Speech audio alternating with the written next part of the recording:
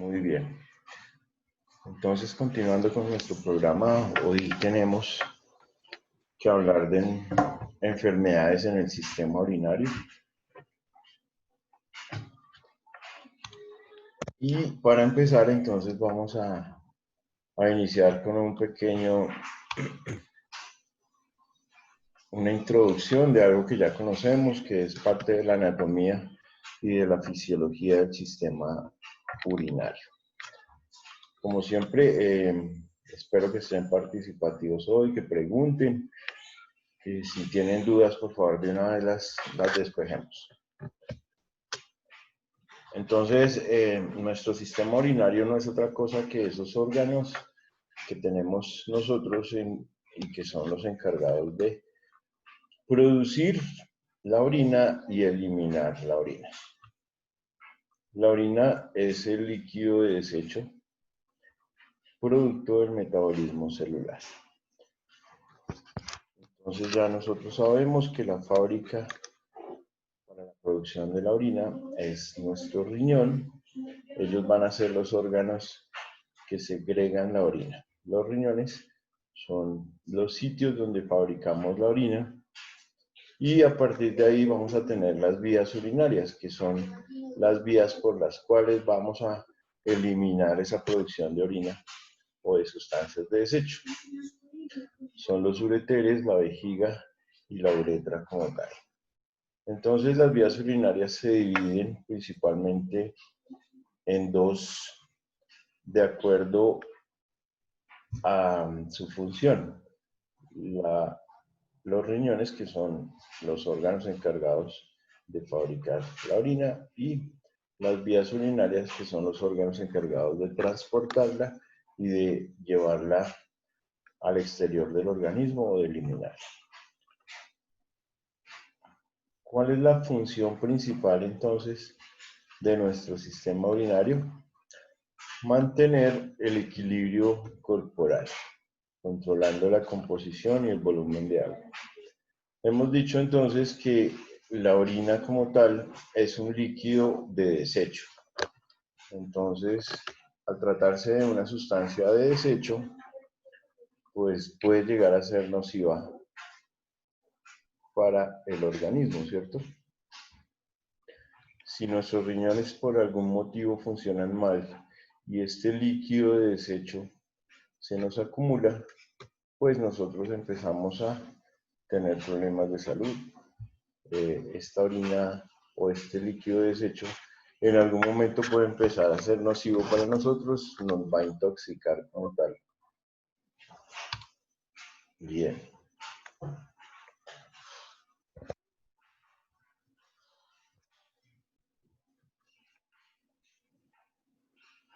Anatómicamente hablando, pues nosotros tenemos los órganos principales para la producción de la orina, lo acabamos de mencionar, el riñón derecho, el riñón izquierdo.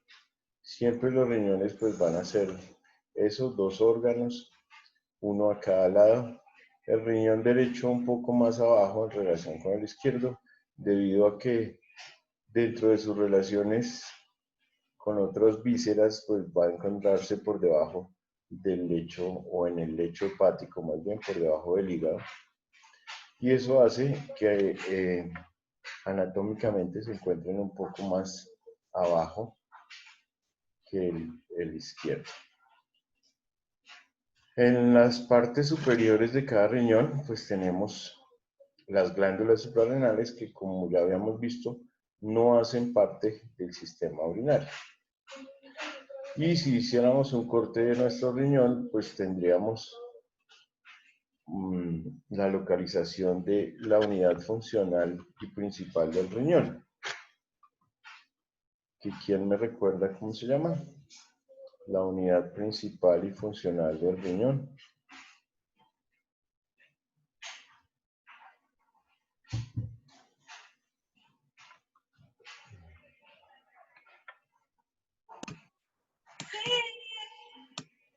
Dale, Claudia, dale. ¿No recuerdas? La uretra, no me acuerdo, no. No, empieza por N también. Sí, por N empieza, ¿cierto? Sí, se llama la nefrona. Nefrona, sí, la La nefrona. nefrona. La nefrona viene a ser entonces esta estructura que estaría acá al interior de la corteza de la médula renal. Y es ese aparatico donde va a llegar una arteriola pequeña aferente deferente, van a formar un complejo acá que se llama el glomérulo en la cápsula de Bowman y unos tubulillos que van a transportar la orina. En estos túbulos es donde se va a generar todo el intercambio de electrolitos, de agua y de sustancias de desecho.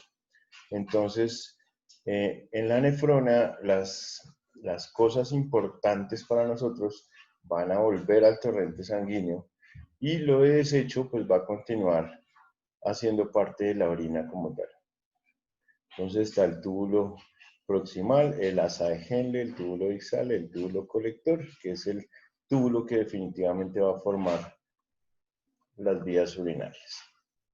Bien, los órganos del sistema urinario son exactamente iguales para mujeres como para hombres, excepto en la parte final, que es el conducto que va desde la vejiga hacia la salida de nuestro cuerpo, que se llama la uretra, ¿cierto?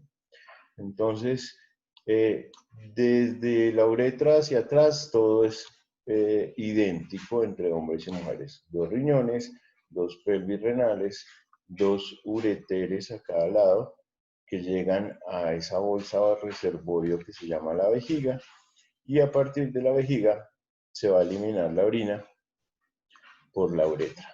En el hombre, pues obviamente es una cuestión de longitud, un poco más larga en el hombre que en la mujer, lo que favorece al hombre que no nos contaminemos tanto, porque en este, en este tubito denominado uretra, pues tenemos mecanismos de defensa, algunas células que nos defienden y generalmente las bacterias no logran ingresar hasta la vejiga. En el caso de la mujer, pues al tener la uretra un poco más corta, pues eso en algunos casos favorece las infecciones urinarias.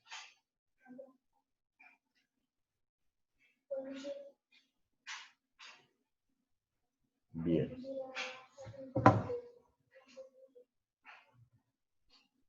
Hasta aquí vamos claros. Entonces, vamos a enumerar una serie de patologías relacionadas con nuestro aparato urinario. Realmente, si nosotros estudiáramos las enfermedades de manera amplia, pues serían una gran cantidad de condiciones médicas. Vamos a nombrar, como siempre, las más comunes, las más frecuentes, para que tengamos una idea.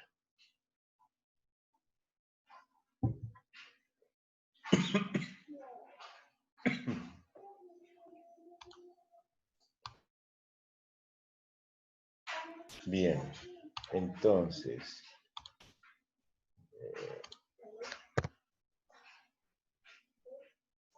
vamos a empezar por la nefrosis.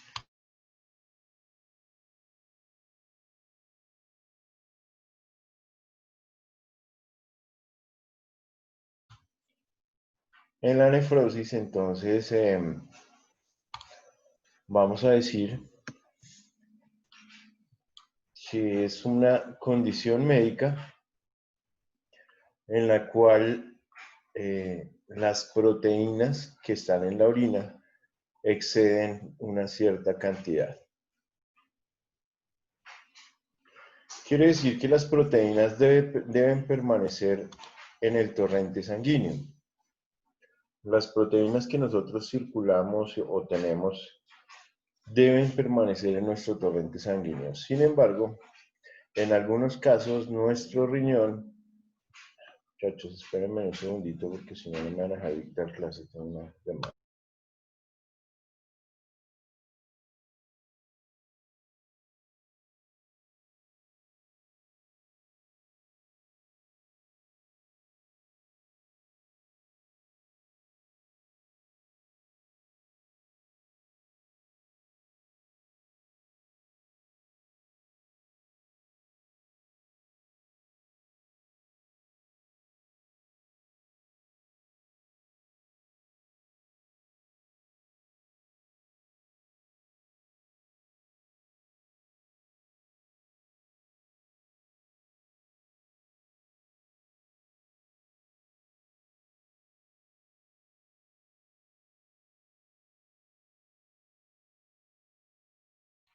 Bien, muchachos, qué pena con ustedes.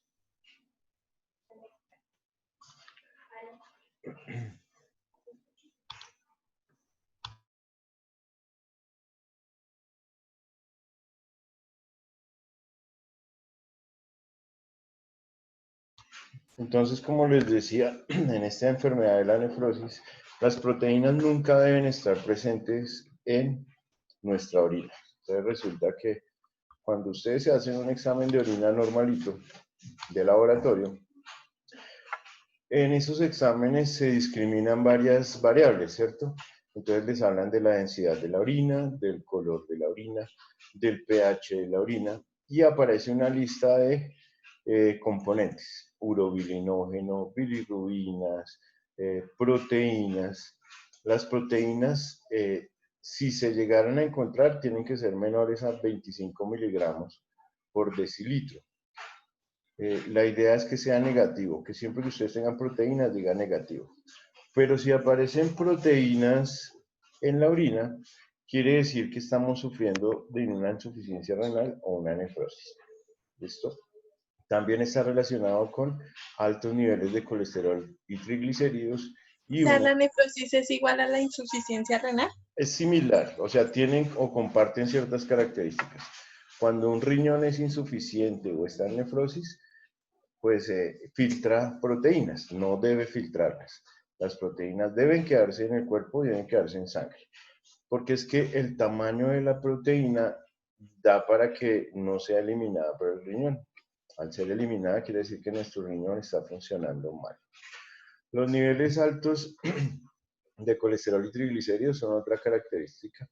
A eso se le llama una dislipidemia, tener una alteración en los niveles, o bien sea de colesterol o bien sea de triglicéridos. Y adicional a eso, una hinchazón. ¿Qué es una hinchazón? Pues un acúmulo de líquidos y es una presencia de inflamaciones o edemas. Líquido libre en algunas partes de nuestro cuerpo. Síntomas. Aquí está. La apariencia de la orina va a ser una apariencia espumosa. Un aumento de peso involuntario por retención de líquidos.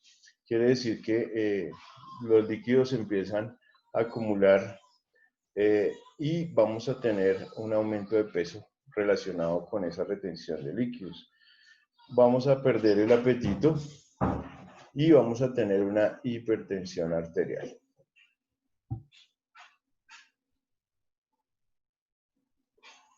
Tal vez ustedes no lo saben, pero una de las principales causas de la hipertensión arterial es el origen renal. Hay muchos pacientes hipertensos y resulta que son hipertensos porque su riñón está generando esto, hipertensiones arteriales. Entonces, pérdida del apetito, presencia de hipertensión, aumento de la tensión de las arterias, retención de líquidos y una orina con una apariencia espumosa. A eso se le llama una nefrosis. Bien. ¿Cuáles son las causas de la nefrosis? Pueden ser el resultado de una infección, el uso frecuente de algunos medicamentos. Por ejemplo, ¿cuáles medicamentos son lesivos para el riñón? ¿Qué medicamentos conocen ustedes que le hagan daño a un riñón? El ibuprofeno. Bien, el ibuprofeno. El ibuprofeno hace parte de un grupo de medicamentos que se llaman los antiinflamatorios no esteroideos. ¿Qué otros medicamentos hacen parte de ese grupo adicional al ibuprofeno?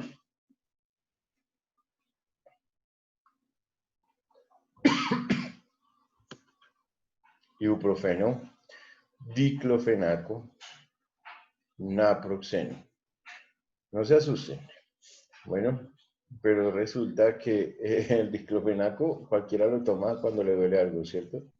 El naproxeno es el que manda todo el mundo en las IPS y el ibuprofeno pues también. Entonces, naproxeno, ibuprofeno y diclofenaco son tres medicinas que se usan de manera indiscriminada, muchas veces nos la autoformulamos, nos duele algo y vamos a comprarlo directamente a la farmacia, y pues son medicinas también de venta libre.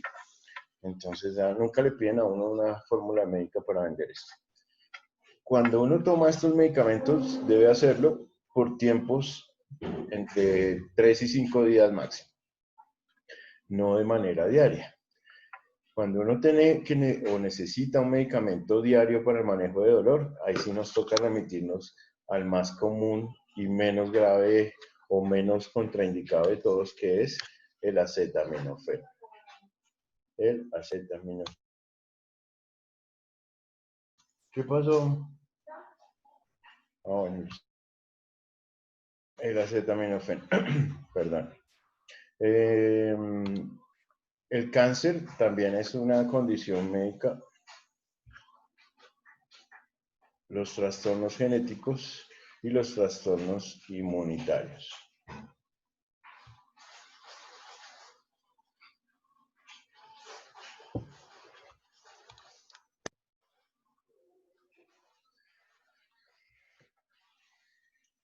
Bueno, vamos a ver cuáles son los exámenes más comunes que hacemos nosotros para detectar una alteración de nuestro riñón, como por ejemplo la creatinina, el BUN y algunos otros exámenes. BUN, creatinina, albúmina, una muestra normal de orina donde vamos a ver grandes cantidades de proteínas en orina.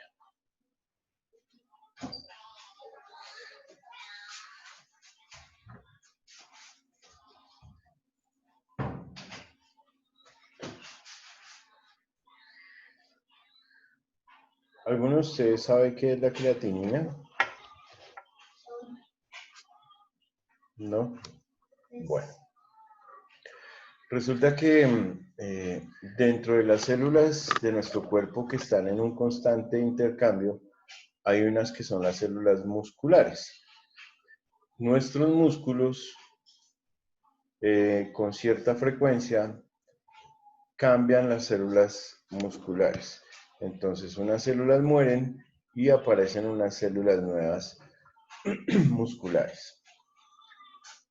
Entonces, las células del músculo que mueren y que se van por la sangre para ser eliminadas contienen una gran cantidad de creatinina. Esa creatinina viaja por la sangre y es una sustancia de desecho porque es el producto de la muerte de las células del músculo. Entonces la creatinina debe ser eliminada por el riñón. Quiere decir que la creatinina que está en nuestra sangre debe tener unos niveles muy bajos porque nunca permanece en sangre, sino que sale por el riñón frecuentemente.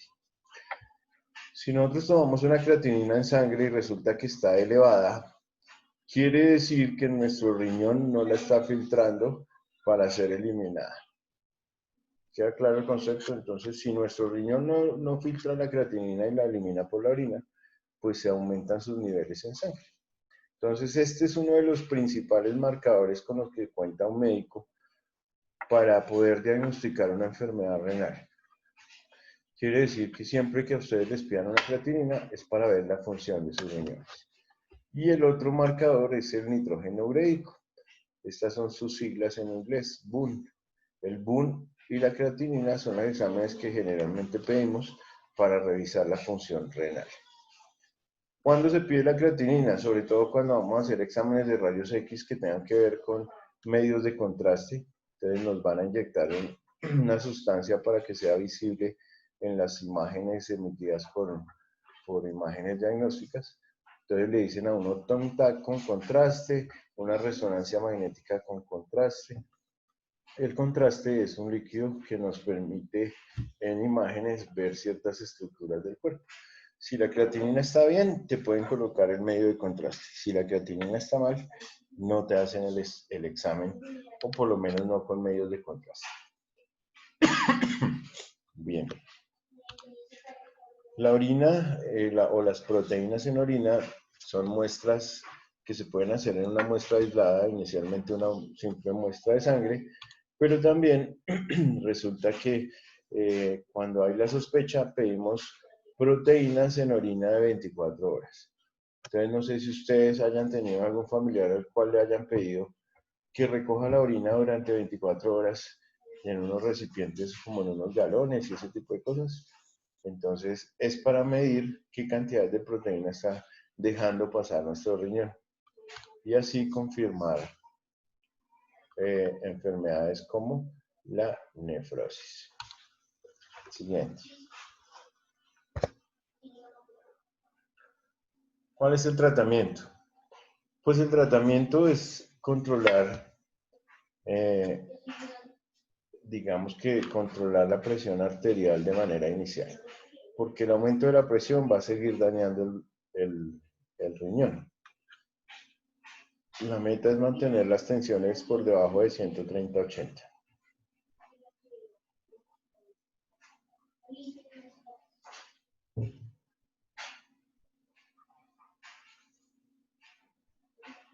Esos mismos medicamentos que utilizamos para controlar la tensión, que son los IECA, que son unos inhibidores calcioantagonistas, también van a ayudar a disminuir la cantidad de pérdidas de proteína por la orina.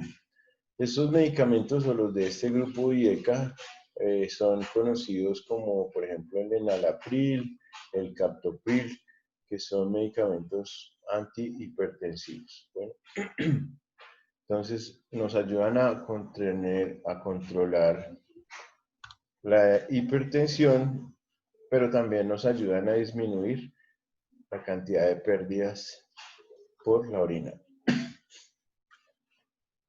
Bien, entonces nos permiten controlar las cifras de tensión arterial.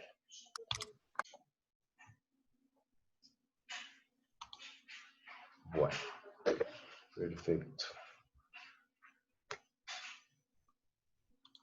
¿Listo? ¿Hasta aquí vamos bien? Ok. Continuamos. Bueno. Las dietas bajas en proteínas pueden o no servir. Pues no tiene mucha incidencia que nosotros dejemos de consumir carnes, porque realmente, así sean pocas las proteínas que tengamos, mientras el riñón esté alterado, pues las vamos a seguir eliminando. Reemplazar la vitamina D si el síndrome nefrótico crónico no responde a las terapias, entonces se pueden requerir anticoagulantes para tratar de prevenir la formación de coágulos. Bueno, vamos a pasar entonces a otra condición médica muy importante.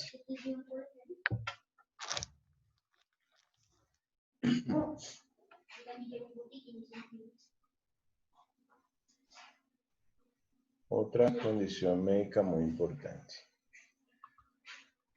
¿Qué es un cálculo renal? Los cálculos renales son trozos de materiales sólidos que se forman dentro del riñón. ¿Sí? Son esas piedritas que se forman dentro del riñón. A partir de unas sustancias que se encuentran en la orina. ¿Cuáles son las sustancias más comunes para formar cálculos urinarios? Entonces ahí tenemos el calcio y los fosfatos, o sea, el fósforo. El calcio y los fosfatos son esos dos minerales principales formadores de sustancias o materiales sólidos dentro de un riñón. Un cálculo se puede quedar en el riñón o puede desprenderse e ir bajando a través del tracto urinario hasta ser eliminado. Entonces, si nosotros nos fijamos en estas imágenes, nosotros podemos apreciar que aquí tenemos un cálculo, que aquí tenemos 1, 2 y 3 cálculos, y esos cálculos se pueden quedar en el riñón como tal. Pero también los cálculos pueden desprenderse e ir bajando por las vías urinarias, llegar a la vejiga y ser eliminados. Esto es un proceso realmente muy doloroso. El cólico renal es una de las condiciones médicas, digamos que más incómodas para el paciente y realmente muy dolorosas. El dolor que genera un cálculo Entonces es un dolor bien complejo. ¿Cuál es el nombre? El nombre, vamos a borrar esto acá. ¿Cuál es el nombre que reciben los cálculos? Entonces, nosotros podemos decir cálculo renal y también le podemos llamar una litiasis o litiasis de las vías urinarias.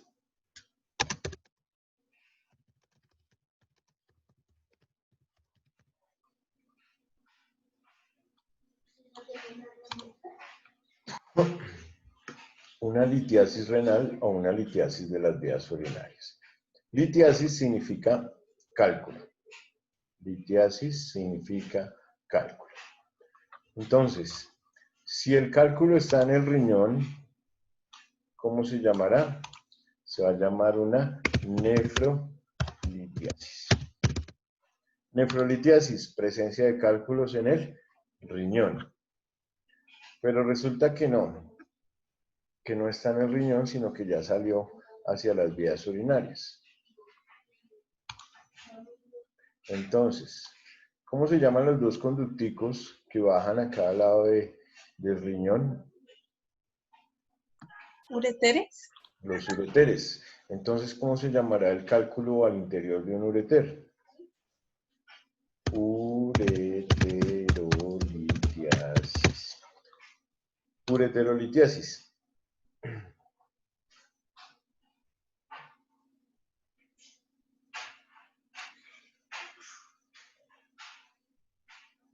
¿Listo? Bien.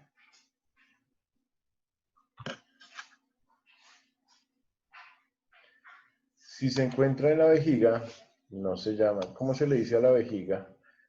¿Cuál es el nombre técnico de la vejiga?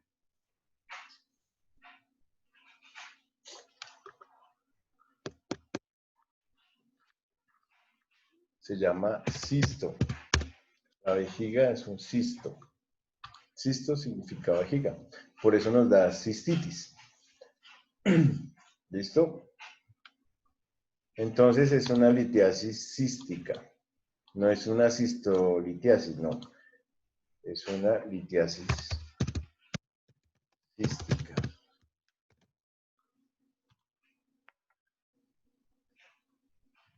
Y si nos salimos un poquito del riñón y las vías urinarias y nos vamos para la vesícula, donde también se forman cálculos, allá se llama una colelitiasis.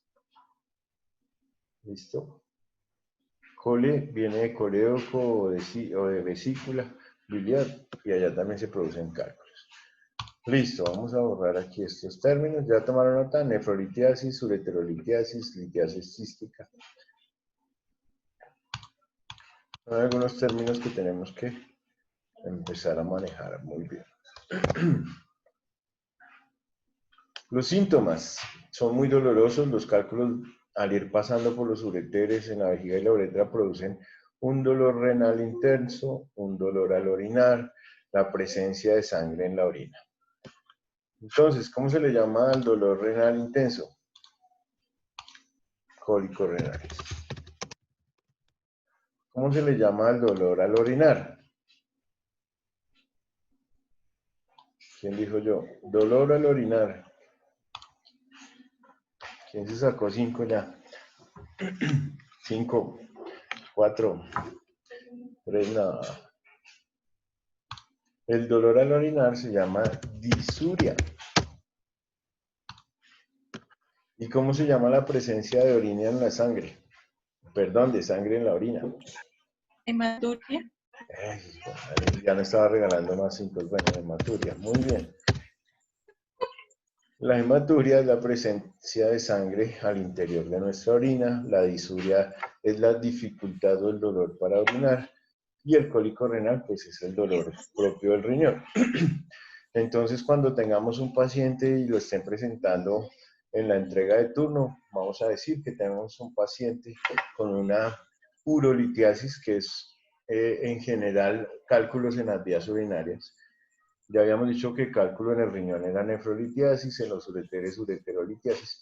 Pero si queremos no ser tan específicos, podemos decir que tiene una urolitiasis. Paciente de 45 años de edad con una urolitiasis derecha, quien presenta un cólico renal, una disuria y una hematuria. Se encuentra hospitalizado hace 2 días recibiendo tratamiento, no sé qué, si sé más, y ahí continúa uno con su entrega de turno, ¿cierto? Pero en ese tipo de entregas debe ser uno muy cuidadoso con utilizar terminología relacionada con o técnica con la medicina, ¿sí? Y nosotros dentro de nuestra actividad o nuestra labor tenemos que aprender a conocer y a diferenciar. Que el médico le diga a la paciente tiene hematuria y ustedes no van a decir ¿y eso qué es? ¿Listo? Que el paciente tiene disuria o que tiene un cólico renal. Perfecto. El tratamiento depende del tamaño del cálculo, de la ubicación y qué tipo de cálculo. Algunos se eliminan solos y en otros nos toca hacer procedimientos quirúrgicos, como por ejemplo romper el cálculo con ondas de choque. A ese procedimiento se le llama una litotripsia. Litotripsia. Dado que existe predisposición hereditaria para formar cálculos, le sugerimos tomar 2,5 litros de agua al día y comer pocas carnes rojas. Entonces, las carnes rojas tienen la característica de que tienen en su interior unos cristales que se denominan el ácido úrico. ¿Lo han escuchado? El ácido úrico es una sustancia que tiene que ser eliminada por el riñón y cuando consumimos mucha carne roja puede predisponer la formación de cálculos renales. Cuando no le eliminamos y se queda en la sangre, pues se acumulan las articulaciones y produce cristales en las articulaciones. Es la conocida gota o artritis gotosa. ¿La han escuchado? ¿No? Hay gente que dice que sufre de gota. Sufrir de gota es unos dolores en las articulaciones que se relaciona con el consumo de carnes rojas. En alguna parte de la historia la denominaron la enfermedad de los reyes, porque en España los reyes consumían muchas carnes, muchos pollos, muchas cosas con proteína y terminaban con dolores articulares. Bien, siguiente.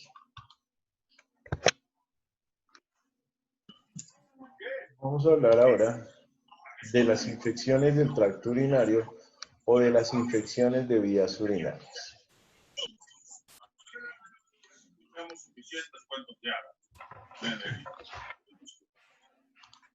Cuando hablamos de infecciones de vías urinarias, pues decimos que no es otra cosa que la invasión, la colonización y la multiplicación de gérmenes en el tracto urinario o en las vías urinarias.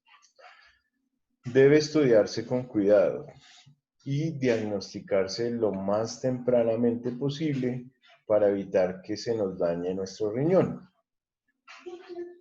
¿Qué quiere decir eso?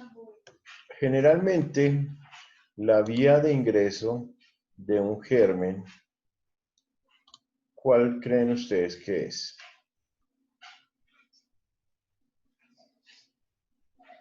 En las vías urinarias. La uretra, ¿no? Claro, muy bien, la uretra. A partir de la uretra es mucho más fácil que nosotros nos contaminemos.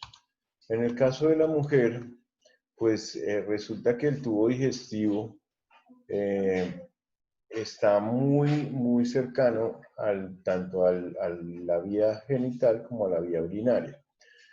En las niñas menores de edad, muy infantes o muy pequeñas, hay que crearle la conciencia a la mamá que hay que enseñarle que siempre la limpieza debe ser hacia atrás y nunca hacia adelante, por lo mismo, porque vamos a barrer las bacterias que vienen de desecho por el tracto digestivo y las vamos a traer hacia el área genital y producen infecciones urinarias o vulvovaginitis, también enfermedades genitales o vaginales. A través de la uretra ingresan las bacterias y nos colonizan acá. Entonces tenemos una cistitis. La infección baja de las vías urinarias que se localiza en la vejiga se llama una cistitis. La cistitis es muy frecuente, es muy común, es muy conocida. ¿Por qué generalmente se puede dar una cistitis?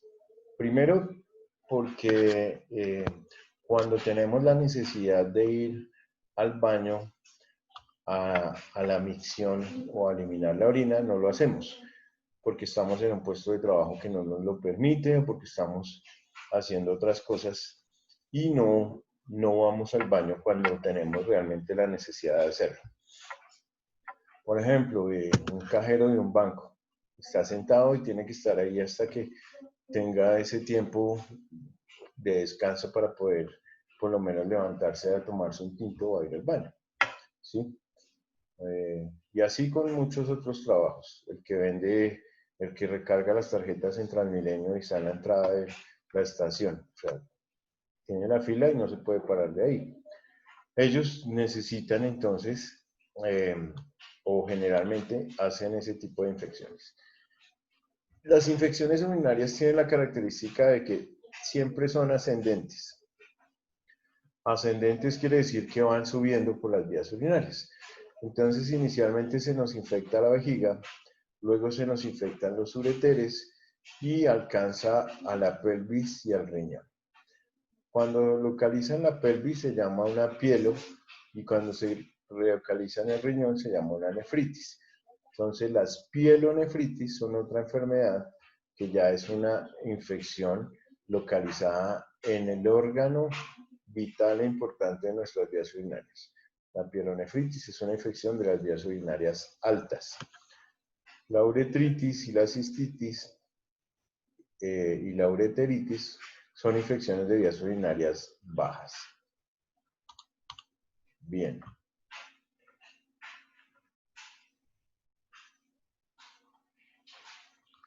Entonces acá está, cistitis, pielonefritis, infección del riñón. La pielonefritis puede ser aguda cuando hay un compromiso bacteriano agudo del riñón, o sea que tiene unos pocos días, o puede ser crónica cuando el curso de la enfermedad es un poco más prolongado en cuestiones de tiempo, o cuando las infecciones son a repetición, cuando son repetidas.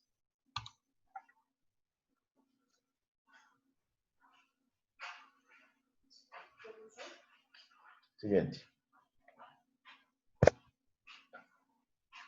Síntomas. Bueno, entonces, la definición de dolor a orinar dijimos que era disuria. La definición de orinar muchas veces y cantidades poquitas se llama poliaquiuria y oliguria. Entonces, aumento en la frecuencia y en pocas cantidades. Fiebre, pues fiebre, la hematuria que ya la vimos, sangre en la orina y una orina fétida, listo. Mal olor. Esas son las características de los síntomas de la infección urinaria, ¿sí? Existen algunas maneras para tratar de evitar que esas infecciones se sucedan y es, por ejemplo, no retener o aguantar las ganas de orinar. Por eso se recomienda que una vez se tenga la necesidad, pues buscar la forma de hacerlo. Evitar el uso de protectores diarios, en el caso de las mujeres. ¿Sí? El uso de protectores hace que se acumulen ciertos gérmenes, que la transpiración aumente, la sudoración aumente y que se cree un ambiente propicio para el cultivo de ciertas bacterias. Usar ropa interior de algodón es una recomendación que hacen los ginecólogos en relación a que es una de las prendas que mejor se toleran en el caso de las mujeres para evitar las infecciones urinarias. La ropa apretada, las licras y otras cosas pueden aumentar la frecuencia del desarrollo de enfermedades o de infecciones urinarias. El tratamiento siempre obviamente es con antibióticos, pero depende del germen que nos desarrolle en el examen de orina. El examen que solicita es el urocultivo. Ustedes ya vieron en bacteriología, supongo, el urocultivo, ¿cierto? Y lo deben tener muy claro. ¿Mm? O más o menos. ¿Tienen dudas sobre el urocultivo? ¿Saben qué es el urocultivo? ¿Quién más o menos me explica? Creo que pues si no estoy mal es cuando uno coge pues la bacteria y hace, pues como dice la palabra, un cultivo a ver cuánto es la cantidad de reproducción de la bacteria, algo así es. Ujú. Bien. ¿Y No me acuerdo. ya? Bueno. Bien, pues a ver si tenemos un espacio aquí. ¿Qué es el urocultivo? Vamos a ver si lo podemos, antes de pasar a una insuficiencia. Resulta que nosotros necesitamos, en el laboratorio hay una vaina que se llama, vamos a dibujarla acá, se llama una lámina de Petri, que es una vaina que tiene una forma así circular. ¿Listo? Esa es nuestra tacita donde vamos a cultivar la orina. Al interior de esa tacita vamos a tener unas bacterias. Aquí tenemos una bacteria, aquí tenemos otra bacteria que se están cultivando al interior de ese Petri. ¿Listo? Y nosotros vamos a utilizar unos discos de antibiótico. Entonces yo aquí voy a poner un disco de penicilina, aquí voy a poner un disco de cefalexina, aquí voy a poner un disco de ciprofloxacina, aquí pongo uno de trimetoprim-sulfametoxazol, aquí una nitrofurantoína, que son los medicamentos que más comúnmente utilizamos para el tratamiento de ciertas enfermedades. ¿Listo? ¿Qué pasa? Si resulta que este que yo puse acá, resulta que esta es la ampicilina. Las bacterias siguen como si nada al pasar 2 días o 3 días. Se acercan a la penicilina y no le hacen ni cosquillas. En el caso de la cefalexina pasó lo mismo. Las bacterias siguen al lado del disco de antibiótico como si no se inmutaran, no les genera ninguna reacción. ¿Sí? Pero resulta que en el caso de este antibiótico que pusimos acá, que es el trimetoprim-sulfa, las bacterias tienden a alejarse de él, a irse para todos los sitios diferentes, menos acercarse a este disco específico de antibiótico. ¿Ya? Eso se le llama un urocultivo y un antibiograma. Quiere decir que la mayoría de las bacterias se siguieron reproduciendo en presencia de cefalexina, penicilina, amoxicilina, nitrofurantoína, pero con el trimetoprim-sulfa no, se alejaron de él. Son sensibles al trimetoprim-sulfa, pero son resistentes a los demás antibióticos. ¿Queda claro el concepto? Entonces, el médico recibe el informe escrito que le pasa al laboratorio clínico. Tenemos una bacteria que generalmente es una que se llama la Escherichia coli.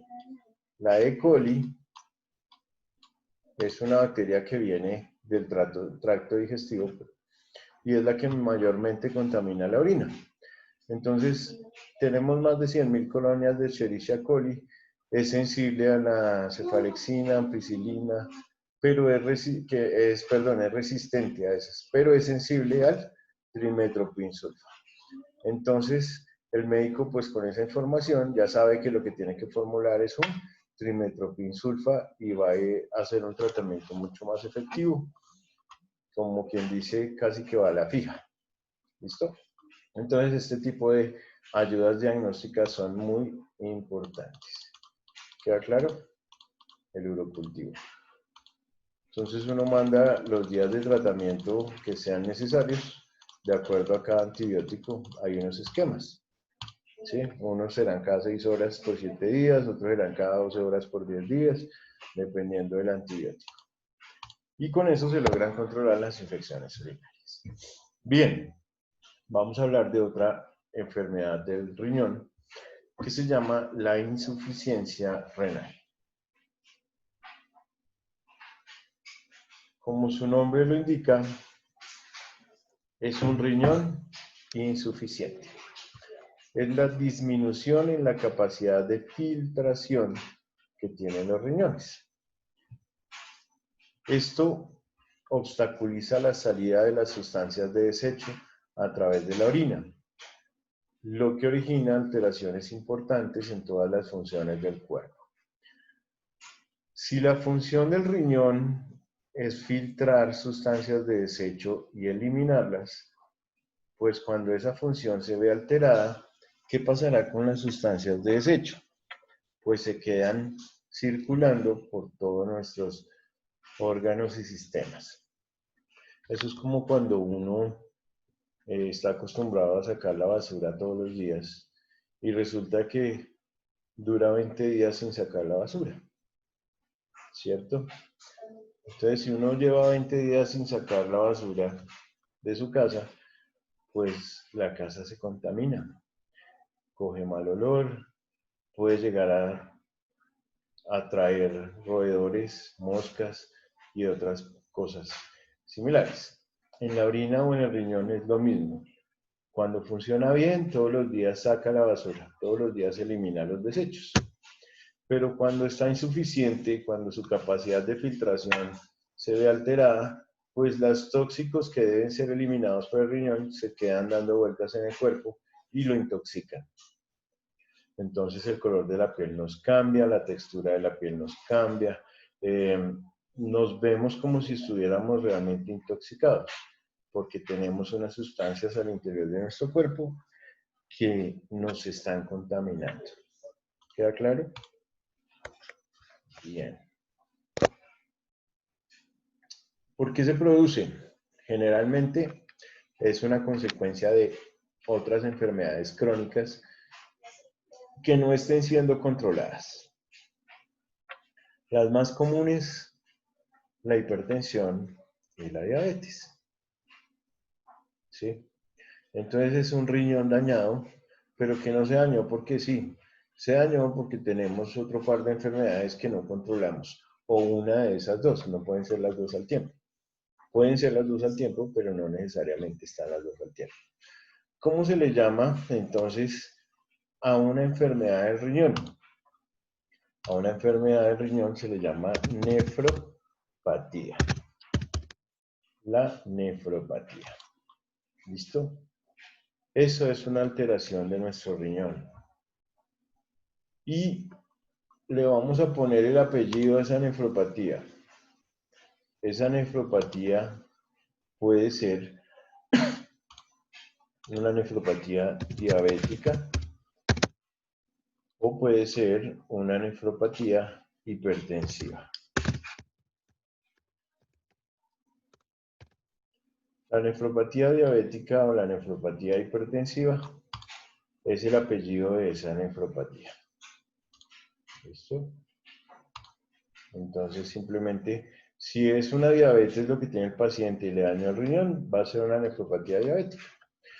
Pero si lo que es hipertenso y le daña el riñón, pues es una nefropatía hipertensiva.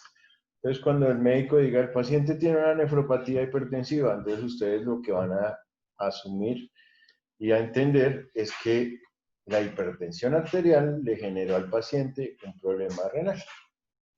O sea, la nefropatía es secundaria, ¿sí? Secundaria a una enfermedad de base. ¿Queda claro? Bien. Muy bien.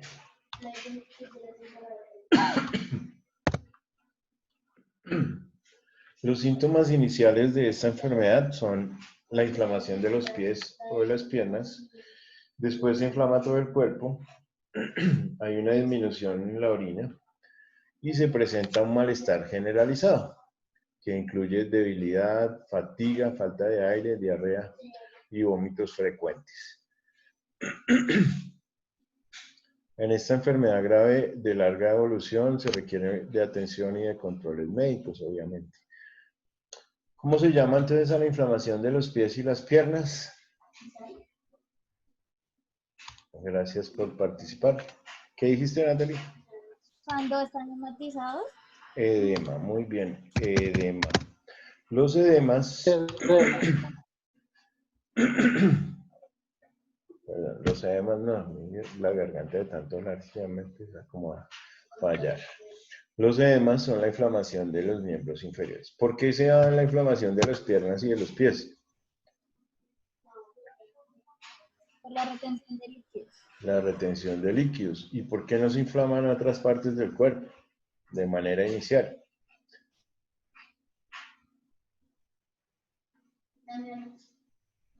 Porque son las zonas más declives de nuestro cuerpo, porque estamos hablando de la gravedad, ¿cierto? Entonces, todo lo que se encuentra en la naturaleza tiende a irse hacia nuestro centro de la Tierra. Eso se le llama la gravedad, ¿cierto? O el peso gravitacional. Entonces, claro, los líquidos que se nos acumulan se van hacia la parte más declive de nuestro cuerpo, que son los pies y las piernas.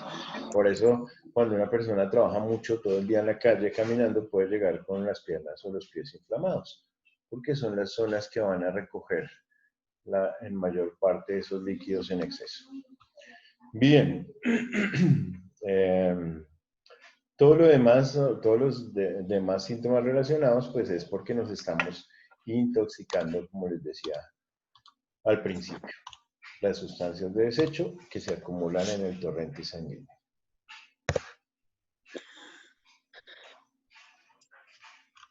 Bien. Vamos a hablar ahora de la pielonefritis, que ya la había mencionado. ¿Qué es la pielonefritis? ¿Quién dijo yo? Claro, leyendo cualquiera, ¿cierto? Pero les expliqué que la pielonefritis era la infección urinaria de las vías altas, ¿cierto? O sea, la que compromete el riñón y las pelvis renales. Es una inflamación bacteriana del riñón que destruye los tejidos del riñón. Se presenta con más frecuencia como resultado de una infección urinaria ascendente. Entonces, ¿qué quiere decir? Que una pielonefritis no está ahí porque sí, sino que lo primero que hubo fue una cistitis. Y esa cistitis no se controló, no se le dio medicamentos, y esa bacteria siguió su recorrido hacia el riñón. Y cuando alcanza el riñón, cambia de nombre. Ya no es una cistitis, sino es una pielonefritis. Como son bacterias, las bacterias tienen una gran capacidad de formar colonias, y las colonias bacterianas forman pus o abscesos. Entonces, siempre donde tenemos infecciones bacterianas, corremos el riesgo o se caracterizan por tener acúmulos de ciertas infecciones en forma de pus o de abscesos.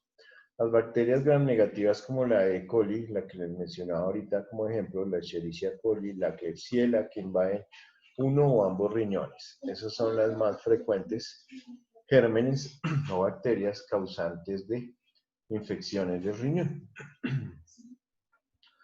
¿Cuáles son los síntomas? Fiebre muy alta, escalofríos con sudoración intensa, dolor en la región lumbar, náuseas, vómito secundario al proceso infeccioso y una sepsis, que es una infección que ya se generaliza. Entonces resulta que aquí tenemos una infección bacteriana de nuestro riñón y que nos genera todos estos síntomas. Claro, pero si ustedes tienen todos estos síntomas y se van para urgencias ahorita, fiebre muy alta, escalofríos, dolor en la región lumbar, náuseas y vómitos. Tiene Ya, COVID.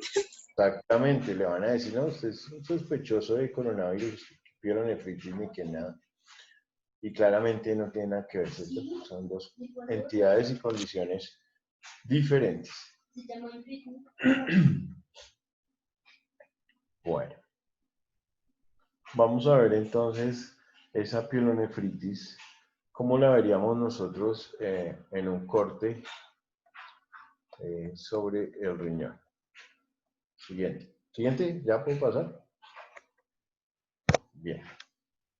Entonces, fíjense que es un riñón con numerosos puntos blanquecinos correspondientes a microfocos supurados en la corteza renal. o sea, no es otra cosa que presencia de pus. Entonces, si ustedes ven en las imágenes, aquí tenemos un punto de pus, varios puntos como de microabscesos, como si fueran puntos blancos que están formando secreción, que seguramente si tuviéramos la forma, o digamos sobre este riñón, porque este riñón es producto de una extracción de un riñón, una nefrectomía, sacaron el riñón, no sé si el paciente falleció por una pielonefritis, porque hay pacientes que mueren por infecciones de estas, y al llevarlo al laboratorio de patología, claramente, si nosotros manipulamos esto, lo que vamos a tener es un cultivo de bacterias bien importante. ¿Sí? Zonas de pus por todo lado.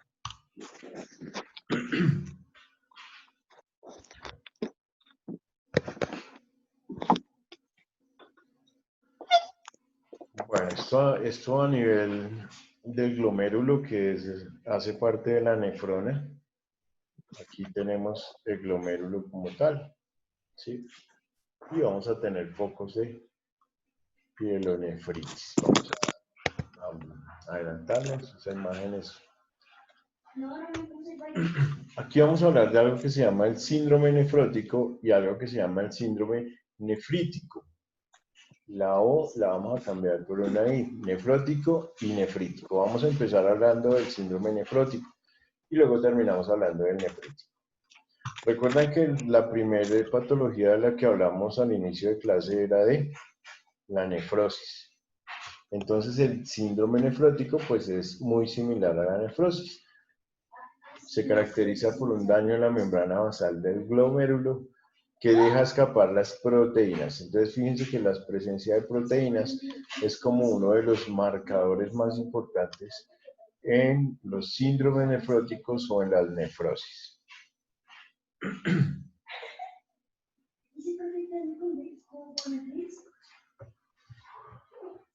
Dentro de los síntomas relacionados con el síndrome nefrótico, pues tenemos el edema localizado en los párpados, los tobillos, en la cara y en varias partes del cuerpo. Vamos a generar eso. Acúmulos de líquido o exceso de líquidos en los tejidos, denominados edemas. Ese es el edema localizado. También podemos hacer un edema generalizado que incluye el abdomen, el tórax y todas las extremidades. Apariencia espumosa de la orina, ya lo habíamos mencionado. Entonces, si yo les hago una pregunta en una evaluación y les digo que la apariencia espumosa de la orina es un signo característico de qué condición, ustedes me van a decir, de una nefrosis o de un síndrome nefrótico. Bien.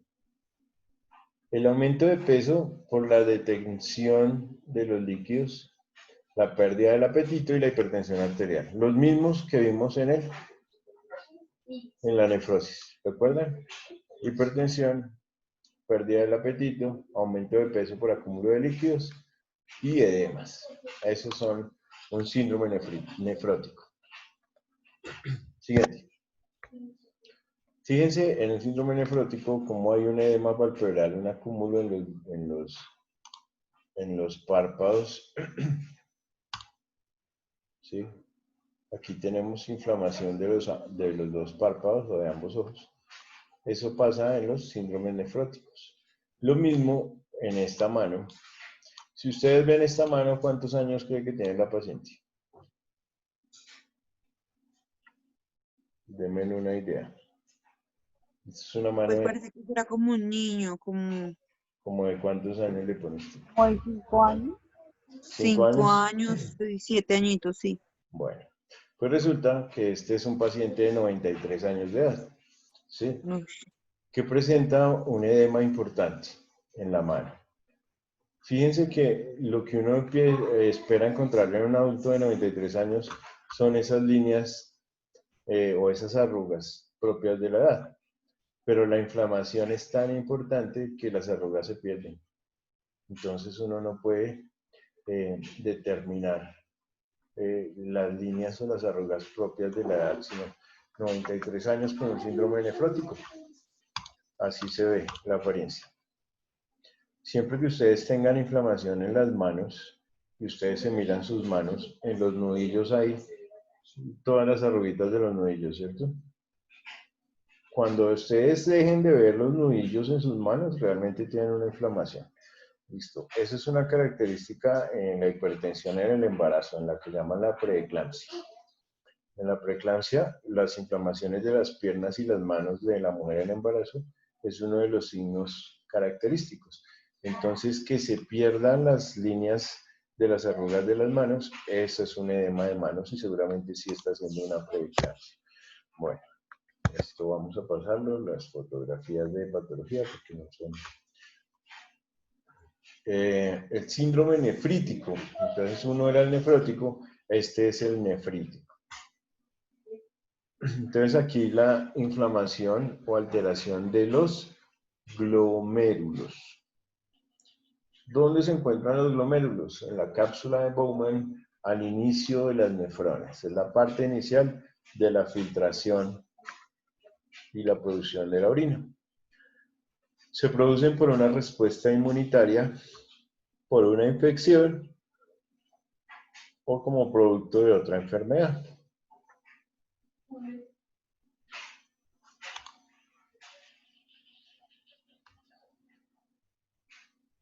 Entonces vamos a encontrar la hematuria, que es la presencia de sangre en la orina. Los edemas palpebrales. ¿Cuál es el edema palpebral? ¿Quién dijo yo? En el párpado. Bien, gracias. Los edemas palpebrales son los edemas alrededor de los ojos en nuestros párpados. Muy bien. La oliguria. Oli significa, oligo significa poco. Oliguria significa disminución en la cantidad de la orina, acompañada de un malestar general. Visión borrosa. ¿Cuál es el término para definir la visión borrosa? Cada que aparezca así algo nuevo lo vamos a definir. La visión borrosa, el término técnico para definirlo es la obnubilación.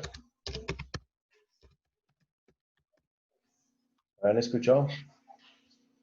La obnubilación es la visión borrosa o como visión de nubes. Cuando uno está obnubilado es como si estuviera en las nubes. ¿Listo? Obnubilación o visión borrosa o visión de nubes. La somnolencia, la hipertensión arterial y la elevación de urea, creatinina y alteración de electrolitos. Si nuestro riñón está funcionando mal, recuerden que no elimina las sustancias de desecho. ¿Cuáles son las principales sustancias de desecho al interior de nuestro organismo? Eso lo vimos y fue una pregunta de examen. ¿La creatinina? No. Las sustancias de desecho son la urea y el amoníaco. Y el amoníaco, muy bien, Natalia. La urea y el amoníaco son las principales sustancias de desecho. Entonces, pues vamos a encontrar elevaciones de esas sustancias en nuestra sangre. Alteración de los electrolitos también es una cosa importante. Los electrolitos como el sodio, el calcio, el cloro, el potasio, ellos alteran los niveles en sangre y eso genera dolores musculares, calambres y una cantidad de cosas secundarias.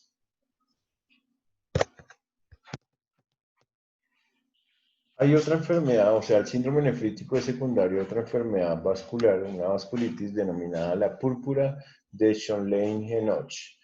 La púrpura de Schönlein-Henoch es una enfermedad autoinmune, entiéndase por autoinmune que nosotros mismos nos atacamos, con una afección renal y genera o induce un síndrome nefrítico.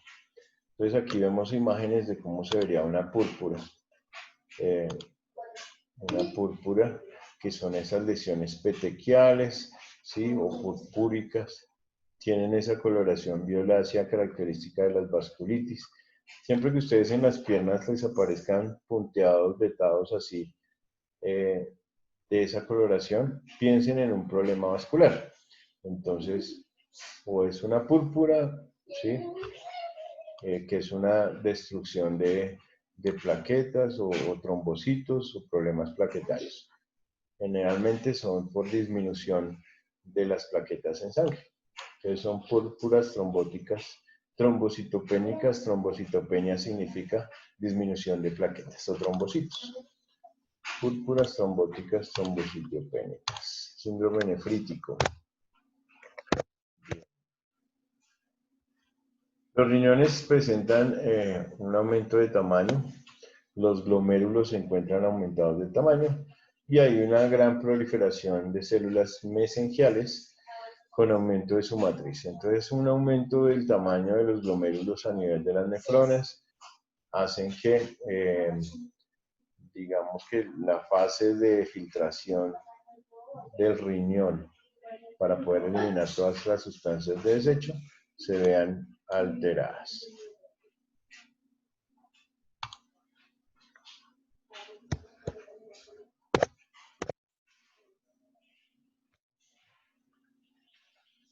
Entonces, el síndrome nefrótico, a diferencia del nefrítico, es que en un síndrome nefrótico generalmente es debido a hipertensión arterial, que es un aumento de filtración de proteínas en la sangre, que nos genera edemas e inflamaciones en el cuerpo, disminución del apetito o inapetencia, ¿sí? Y en el nefrítico, en el síndrome nefrítico, ya es un problema interno del riñón, exactamente en el glomérulo, que es donde inicia la parte de filtración en las nefronas,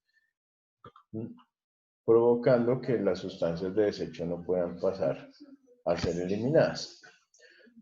Pueden ser causadas por problemas del sistema inmunitario. Entonces, si tenemos una enfermedad de nuestro sistema inmunitario, podemos tener síndrome nefrítico. El daño de los glomérulos, pues, provoca pérdida de sangre y proteínas por la orina.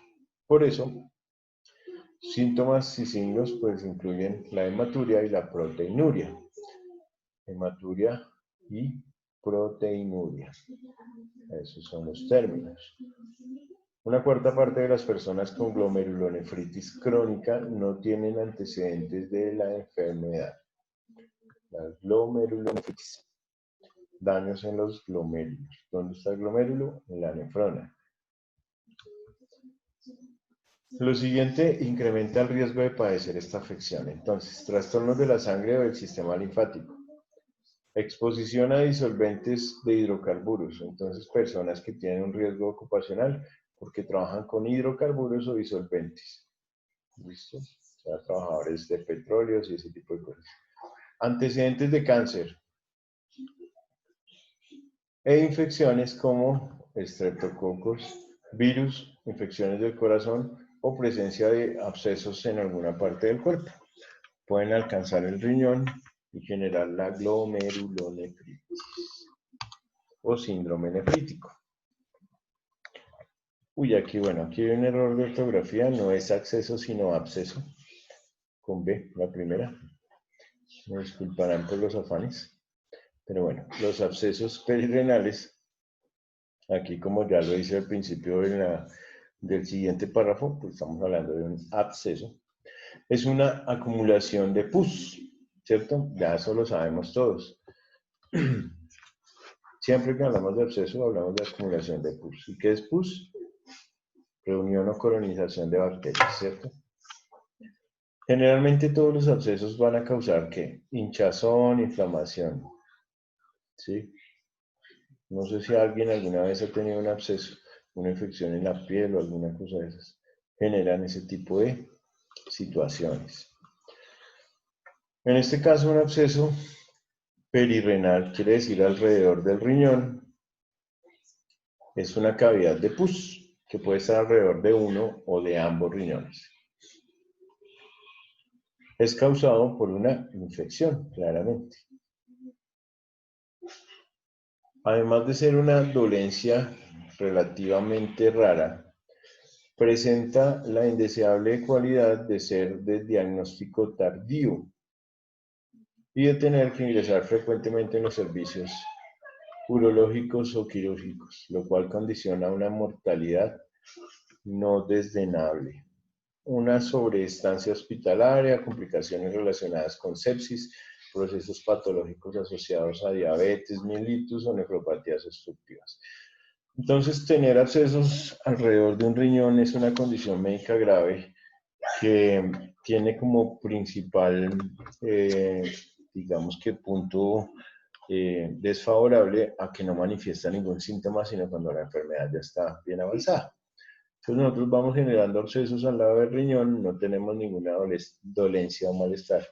Y cuando ya empezamos a presentar o a manifestar síntomas, resulta que la enfermedad va muy avanzada. Bueno, esto lo voy a leer rápidamente. Las causas, la mayoría de los abscesos perirrenales son ocasionados por infecciones urinarias que empiezan siempre en la vejiga. Fíjense que las cistitis deben controlarse, muchachos. Siempre una cistitis se debe controlar, porque todo empieza por ahí, por la vejiga. Y de manera ascendente van buscando llegar hasta el riñón. Después se diseminan a los riñones, luego a las zonas alrededor de los riñones. Una cirugía en las vías urinarias o en el aparato reproductor y una infección del torrente sanguíneo también pueden llevar a que se presenten abscesos perirrenales. Claro, todas las cirugías se suponen que se hacen en ambientes con una adecuada preparación, una asepsia y una antisepsia importante. Pero estar manipulando material y muchas cosas no quiere decir que no se le pueda sobreinfectar una herida en una cirugía a alguien. La mayor parte del riesgo de un absceso perirrenal son los cálculos renales. Los cálculos renales que bloquean el flujo urinario ayudan a que la orina cultive bacterias y entonces digamos que eso brinda un lugar para que prolifere una infección. Entonces tener cálculos tampoco es una buena cosa. Las bacterias tienden a pegarse a los cálculos y los antibióticos en ese lugar casi que no las pueden atacar.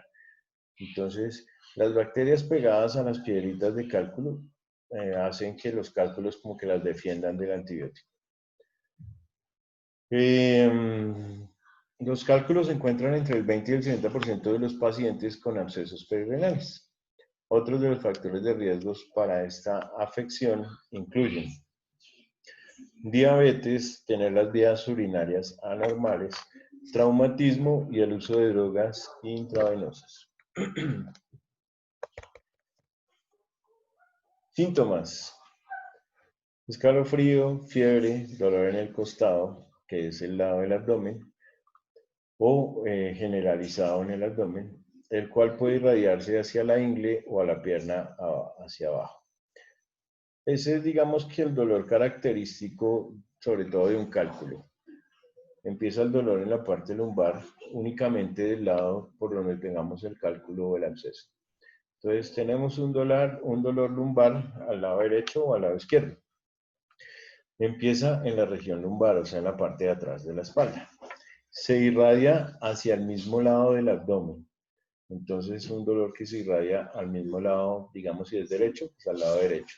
Y de ahí se dirige el dolor hacia la zona inguinal. En el caso del hombre hacia la zona testicular y en el caso de la mujer hacia el labio del mismo lado. Sudoración importante.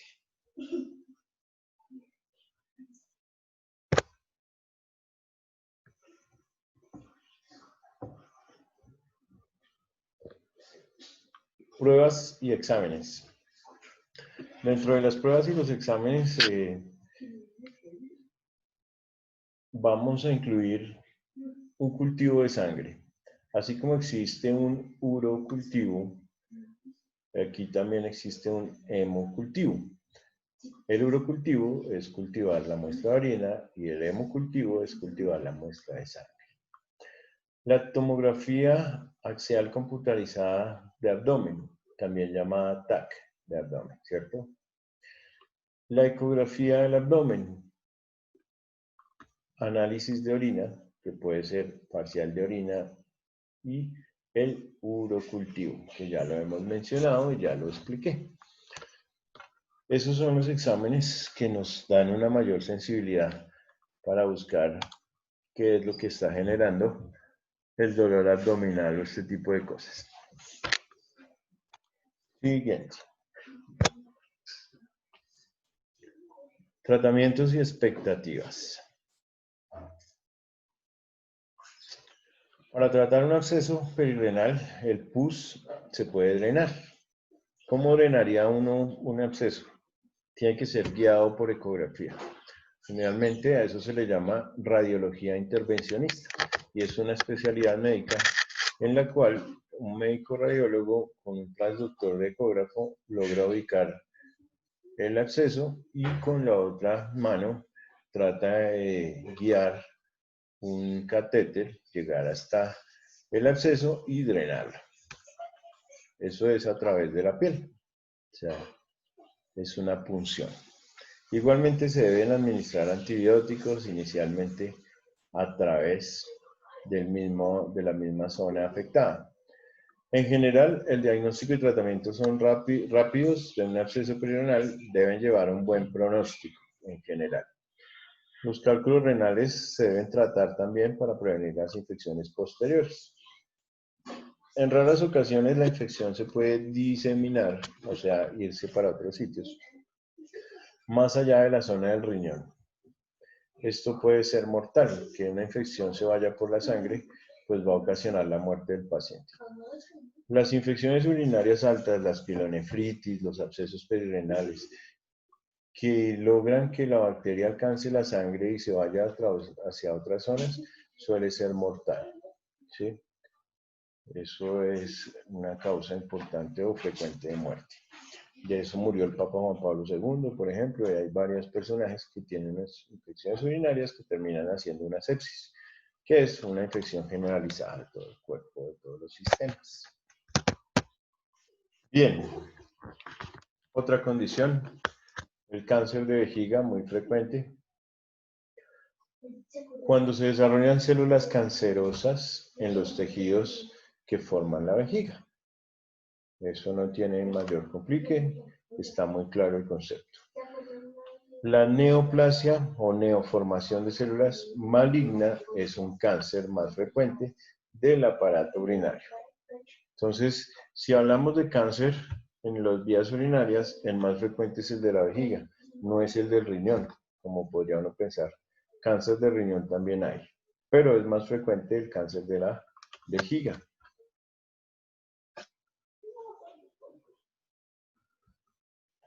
Entonces son formaciones. ¿Qué es un cáncer? Es una mutación celular. Es una mutación celular. ¿Listo? Y es una mutación celular con la capacidad de reproducirse. Si fuera una célula que cambió y ya, pues no pasa nada. Pero aparte de cambiar, de mutar, pues tiene la capacidad de replicarse y de multiplicarse, generando células de la misma apariencia con mutación y que son obviamente malignas y cancerígenas. Síntomas. La mayoría de cánceres de vejiga debutan con hematuria. Entonces es un sangrado en la orina. Y suele acompañarse de molestias al orinar, o sea, dolor o dificultad. Aquí es donde parte la mayoría de los problemas que nos complican. ¿Por qué? Porque si alguno de nosotros visita a un médico y digamos que en la entrevista con el médico nos pregunta, bueno, ¿qué lo trae por acá o cuál es la causa o el motivo de su consulta? No, doctor, lo que pasa es que estoy presentando sangre al orinar y aparte tengo un dolor al orinar. ¿Qué va a decir el médico? Tiene un dolor bajito, le arde al orinar y tiene presencia de sangre. Eso es una cistitis hemorrágica, es una infección urinaria, no se preocupe. Le voy a dar un antibiótico y con ese antibiótico va a mejorar. Entonces son 7 días de cefalexina o 7 días de cualquier antibiótico de esos. Pero nunca, en la mayoría de los casos, los médicos no tendemos a ir más allá, sino nos quedamos con una impresión diagnóstica. Entonces a mí me pareció que los síntomas de la paciente indicaban que tenía una infección urinaria y yo no decidí ir más allá, hacer una cistoscopia, algún examen más avanzado que pudiera determinar la presencia de un cáncer, por ejemplo, en este caso. ¿Sí? Entonces eso muchas veces pasa. Y es un problema grave. La cirugía, la inmunoterapia, la quimioterapia y las radioterapias pues son los tratamientos más utilizados para el manejo del cáncer de vejiga. ¿Qué es la poliuria y qué es la nicturia? Poliuria es el aumento en la cantidad de la orina. Vamos a producir mucha orina. Y la nicturia es el aumento en la frecuencia de ir a orinar durante la noche. Nicturia noche, orina de la noche. También llamada baja capacidad nocturna de la vejiga, poliuria nocturna. Es una enfermedad por la que te despiertas durante la noche porque tienes que orinar. Es común en la medida que se envejece, tanto en hombres como en mujeres. Entonces incluye los dos géneros. Sin embargo, es más frecuente en hombres por la condición de el aumento de nuestro tamaño de la próstata, relacionado también con el paso de los años. Causas de poliuria nocturna. Cuando tenemos líquido acumulado en las extremidades inferiores o edemas de miembros inferiores, pues ese líquido tenemos que buscar la forma de eliminarlo. De hecho, cuando un paciente tiene edemas en miembros inferiores, uno de los tratamientos es con diuréticos. Entonces, si no le damos furosemida, le damos espironolactona o la hidroclorotiazida, que son medicamentos que van a aumentar la frecuencia de generar orina. Los problemas o afecciones del sueño, como la apnea obstructiva del sueño. Han escuchado hablar de la apnea del sueño, ¿cierto? Que son las personas que cuando están durmiendo tienden a ahogarse. Puede ser porque tengan el cuello corto, puede ser porque tengan un problema de obesidad, puede ser porque tengan alguna condición médica que genere ese tipo de apneas. Se interrumpe la respiración, bueno, por varias causas durante el sueño. Ciertos medicamentos, incluyendo los diuréticos, que ya lo mencioné, pues van a hacer el aumento de la frecuencia de la orina. Obviamente, consumir demasiado líquido antes de irse a la cama, pues va a ser un factor que desencadene esa necesidad. Especialmente el café o el tinto como tal, las bebidas con cafeína, el alcohol, el agua pura también y las bebidas gaseosas van a generar esa nicturia o poliuria nocturna. También hay una baja capacidad nocturna de la vejiga. Puede ser por una obstrucción de la vejiga, una vejiga hiperactiva, una infección de la vejiga o infección recurrente del tracto urinario, inflamación de la vejiga, cistitis intersticial, cáncer de vejiga y la hiperplasia prostática en los hombres, que es un crecimiento que no es cancerígeno, pero que en algunos casos se convierte en un cáncer. Son las principales causas de que nuestra vejiga no tenga esa capacidad nocturna.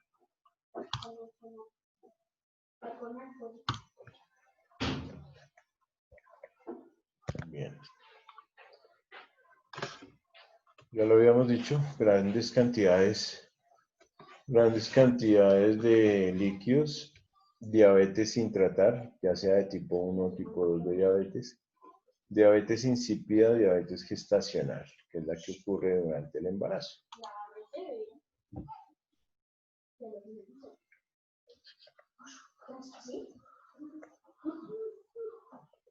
Bueno, ¿cansados? ¿Cómo vamos hasta acá?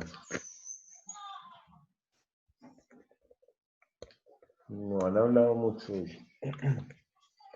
Bien, profe, vamos bien, vamos bien. Bien. Bueno, esta entidad o esta otra patología denominada la uretritis es una condición médica muy importante en nuestro medio porque generalmente las uretritis están relacionadas con enfermedades de transmisión sexual. Entonces, la inflamación de la uretra o irritación de la misma puede durar semanas o puede durar meses. La uretra es básicamente el conducto por el que discurre la orina desde la vejiga hasta el exterior.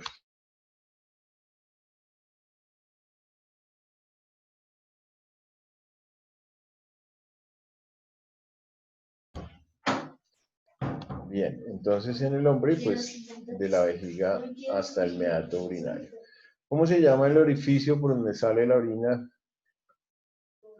tanto en hombres como mujeres? No es la uretra es el conducto, pero el orificio por donde sale la orina se llama el meato urinario. Meato urinario, ¿listo? Entonces, aquí tenemos la característica principal de las uretritis. Secreción por el meato urinario. Caracterizada por la aparición de un exudado uretral mucopurulento. Entonces va a tener características mucosas o purulentas, disuria o ardor al orinar y un prurito en el meato urinario. El meato, entonces, es este orificio de salida, tanto en hombres como en mujeres. Se denomina igual, meato urinario. La mayoría son producidas por infecciones de transmisión sexual. ¿Sí? En el caso del hombre, generalmente este tipo de secreciones se caracterizan por ser de aparición matinal, o sea, en la primera orina de la mañana, antes de orinar, va a evidenciar una secreción de este tipo, ¿sí? Y una vez la orina sale y barre todo ese pus, pues generalmente no vuelve a haber ese tipo de contaminación, a menos que dure mucho tiempo sin orinar, y va a volver a presentarse esta secreción. Bien. ¿Cuáles son las infecciones más comunes o las bacterias más comunes que pueden generar estas uretritis desde el punto de vista de enfermedad de transmisión sexual? ¿Quién me dice?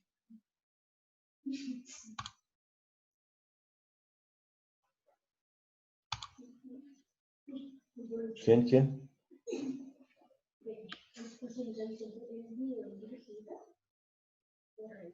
Cuando ustedes, o si ustedes llegaran a tener un paciente con estas características, no hay necesidad de hacerle ni laboratorio.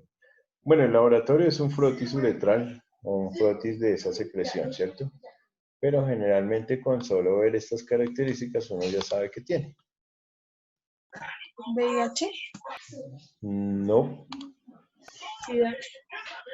No. ¿Una gono? Eso sí, muy bien, dígalo con confianza porque es que no tiene otro nombre, así se llama. ¿Sí? A esta secreción se le llama blenorrea o gonorrea. Blenorragia, pues. La blenorragia es esta secreción. ¿Sí? A la enfermedad se le llama gonorrea o blenorrea también. ¿Listo? Y el germen causal es el Neisseria gonorrea, que es un gonococo. Neisseria gonorrea. Bien. Siguiente. La uretritis gonocócica, esa misma, la gonorrea, es la más conocida. Síntomas: exudado uretral abundante y purulento y disuria. La mayor parte de los casos son sintomáticos, eso es importante, que van a presentar la secreción, porque si no, pues no consultarían y estarían diseminando la infección a todas sus parejas sexuales. El Neisseria gonorreae penetra por endocitosis, localizándose al interior de las células y generando esa infección. Manifestaciones, pues entonces en el hombre, la presencia de esa secreción que acabamos de ver en las imágenes, que es purulenta, abundante, y el ardor. Y en la mujer, una leucorrea con disuria y prurito. ¿Qué es una leucorrea? Leuco significa blanco y rea significa secreción. Entonces las secreciones blanquecinas o el flujo blanquecino, el término técnico para definirlo es una leucorrea. Paciente con una leucorrea o una secreción blanquecina. Generalmente los tratamientos para esto son las penicilinas, ¿cierto? Entonces la penicilina es, digamos que, el antibiótico ideal para tratar esto. Y ahora pues hay otro tipo de medicamentos un poco mejores, que es la espectinomicina, que es un medicamento buenísimo con una sola inyección casi que cura la enfermedad.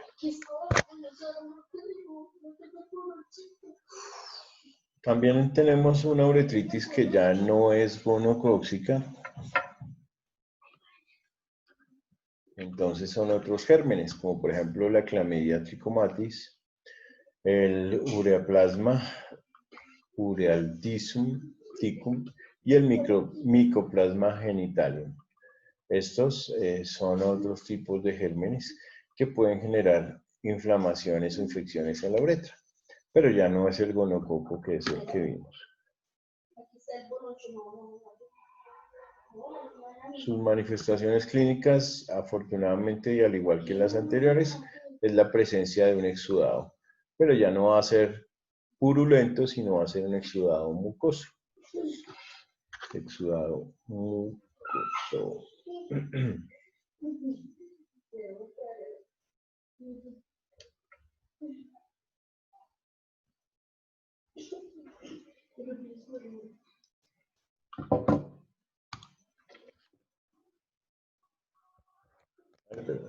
¿Copiaron? Bien. La enuresis. Enuresis son esos niños que tienden a hacerse o a orinarse en la cama cuando ya tienen una edad que debería ser o en la que se considera que no deberían hacerlo. Obviamente un niño de 1 año de edad pues no le puede exigir uno que no se orine en la cama, porque pues ellos están en ese proceso de aprendizaje y de generar esos hábitos urinarios. Pero en los casos en que el control de la vejiga debió haberse ya establecido, esa presencia de orina en la cama, entonces se llama la enuresis. Proviene del griego, que en su origen significa orinar, y se define como la emisión de orina reiterada, voluntaria o involuntaria, en la ropa de cama, en periodos del desarrollo en los que el control de la vejiga debió haberse establecido ya. Ahí está muy clara la definición.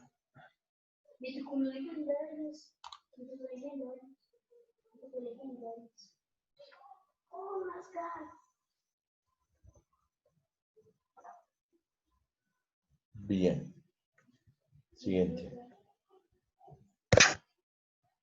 Causas. Las voy a leer para que no copien todo esto. Los factores hereditarios. Cuando los padres han tenido este mismo problema, la posibilidad de que sus hijos también lo sufran es hasta el 77%, o sea que es una alta probabilidad de que los hijos padezcan esta patología. Los factores neurológicos asociados a otro tipo de enfermedades. Entonces, niños que tengan un problema del sistema nervioso central. Los factores fisiológicos, como la alteración del sueño o un ciclo del mismo muy profundo. Cuando tienen el sueño muy profundo, pueden generar ese tipo de condiciones. Una vejiga pequeña o con una musculatura débil, o el retardo en el proceso de maduración del sistema nervioso central de un niño. Los factores psicológicos, la aparición de situaciones estresantes que supongan un cambio significativo en la vida del niño, como por ejemplo un divorcio entre los padres, un cambio de colegio, un nacimiento de un nuevo hermano, etc. Y trastornos emocionales o de conducta. Entonces, dentro de las causas para estudiar una enuresis, tenemos los factores hereditarios, neurológicos, fisiológicos y psicológicos.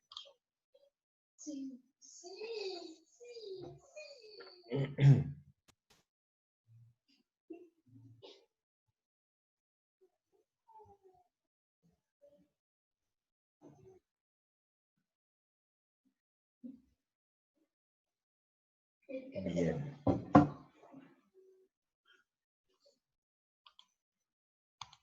Siguiente.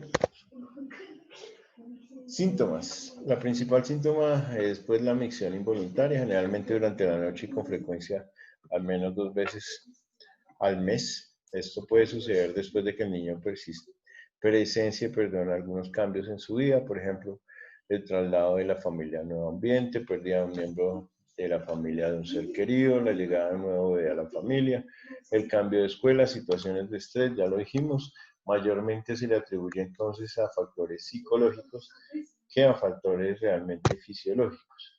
Se diagnostica, los niños pueden presentar enuresis orgánica como resultado de una infección de vías urinarias bajas o de una cistitis, también de una diabetes.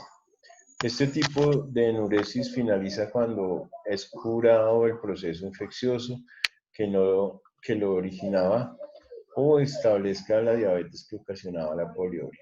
Mejor dicho, mientras nosotros sepamos que el niño tuvo una cistitis o que tiene una diabetes, pues o tratamos la cistitis o controlamos su diabetes, y cuando se controlen esas patologías, pues los niños van a mejorar.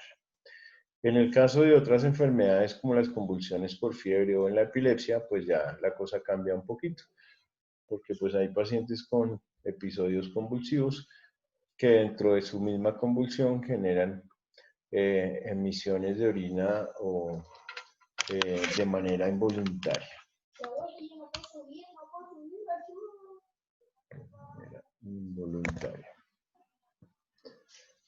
Ya para terminar, vamos a hablar de una condición médica muy frecuente y que es el cáncer de la próstata. Entonces la próstata es un órgano o una glándula mejor que tenemos en el sistema reproductor masculino. El cáncer se desarrolla en esa misma glándula y las células prostáticas que en un momento eran normales tienen una mutación y comienzan a multiplicarse de forma descontrolada. Se considera el segundo tipo de cáncer más común en los hombres, pero en muchos de ellos se presenta sin síntomas. Eso es una parte importante para cuando se detecta ya esté avanzado. Frecuentemente su desarrollo es en mayores de 50 años. Si nosotros revisamos estas imágenes, en la imagen de arriba tenemos una próstata normal. Esto que tiene un color rojo o fucsia más bien, no sé, bueno, es la glándula prostática, normal. Esta es la vejiga de nosotros. Aquí nosotros tenemos la orina y la orina sale a través de la uretra. El problema es que la uretra atraviesa la próstata. Entonces, cuando la próstata empieza a tener un crecimiento cancerígeno, que es un crecimiento desordenado, lo que va a hacer es obstruir ese conducto urinario del hombre. Entonces, en la mayoría de los casos, el crecimiento de la próstata no es hacia afuera, sino es como hacia adentro. Va a obstruir entonces ese conducto.